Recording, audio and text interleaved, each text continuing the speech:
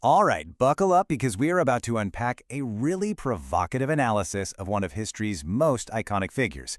But trust me, this is probably not the take you're expecting. So the source material for this explainer, it just gets right to it. It asks this really stark question. Was Jesus the savior he's claimed to be, or was he something else? A very naughty boy. I mean, what a bold, kind of cheeky way to start, right? It really sets the stage for a pretty wild character breakdown. Okay, so right up front, let's be super clear about something. This analysis, it's not about faith. It's not about religion. It's treating Jesus as a character in a story. Think of him almost like a superhero figure whose performance, whose psychology, whose whole mission can be broken down based on, the stories we've all heard. So where does this analysis even start? Well, it basically puts this character on a trial stand, you could say. And it begins with a deep dive into his psychology. The thinking is, hey, if we're going to understand his actions, we've got to try to get inside his head first. The first thing that's put on the table is a potential diagnosis, the Messiah complex. And this isn't just about having a big ego, right? It's a real psychological state where a person genuinely, truly believes they are destined to be a savior. The theory here is that Jesus, after he left home and went into the wilderness, he developed this powerful, just all-consuming belief. And here's where it gets really interesting. The author of this analysis shares this super personal story. He admits that he had this same kind of impulse when he was young. He even tried to raise his own son to be a Messiah. He looks back on it now and says it's absolutely laughable, calling it a way that our DNA kind of hijacks the mind to make us procreate. It's just, wow, what a modern parallel to this ancient story. Okay, so if we look at Jesus' whole mission like it's a job, well, this analysis gives him a pretty tough performance review.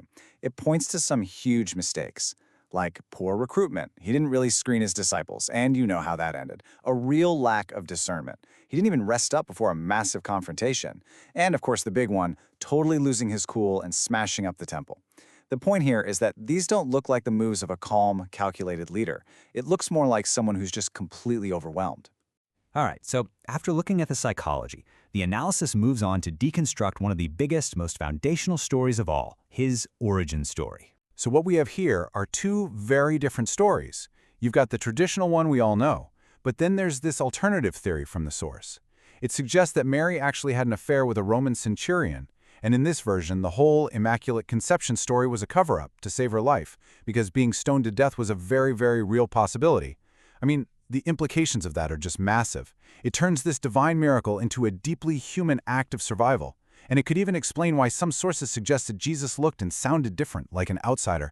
But look, this analysis isn't all about failures. It actually points to a really critical turning point for the character, a moment of huge growth that, according to this view, holds his most important teaching. So first, you have that scene in the temple. The analysis calls this the moment he got triggered. He sees all the corruption, and he loses control completely. So in this view, it wasn't some righteous, planned-out act. It was a raw, angry outburst that, let's be honest, set him on a direct path to his own demise. But then, at the very end, you get a total 180. He's on the cross, and instead of being angry or cursing the people who put him there, he asks for them to be forgiven. The analysis calls this his master strategy. It's this incredible shift from pure rage to this deep, powerful understanding. So what's the big deal about this shift? Well, the analysis sees it as this huge course correction. It's like, in that final moment, Jesus has this realization that the people hurting him aren't evil. They're just not well. They literally don't get what they're doing. And for the person who wrote this analysis, that moment of recovery, that is his most profound teaching. But here's the thing. Even with that powerful moment of personal growth, it doesn't save his overall mission, according to this viewpoint. And this is where the analysis delivers its biggest, most philosophical critique. The whole argument hangs on this idea of two kinds of problems. Think of it like a river. You have downstream problems. These are the symptoms you see, like injustice, corruption, violence. The analysis argues that this is what Jesus focused on his entire life. But then there's the upstream problem, the source of the river itself. And in this case, that's the very act of creating life in the first place, which is the source of all suffering. And this, right here, is the absolute core of the critique. The idea is that a true Messiah would have gone upstream, because fixing downstream problems, it's like bailing water out of a sinking ship but never bothering to plug the hole.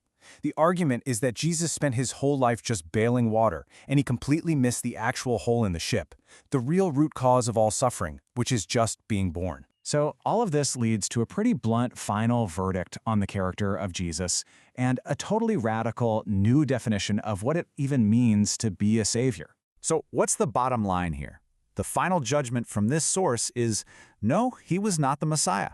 He was a guy with good intentions for sure, but ultimately confused, a very naughty boy who, even with a good heart, just didn't get the real problem he was trying to solve. So, if he had understood this upstream problem, what would his main message have been? Well, on this point, the analysis is crystal clear.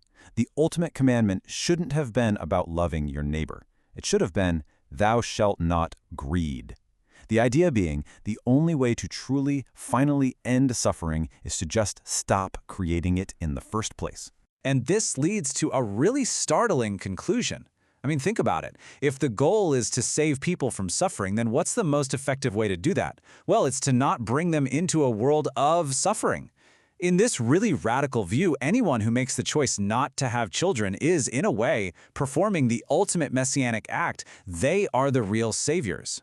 And that's where this whole analysis leaves us, with a question that's, frankly, pretty challenging. It's the idea that gets to the absolute heart of this entire argument. Could saving someone actually mean preventing them from ever existing in the first place? It's a huge, provocative thought, and definitely something to chew on.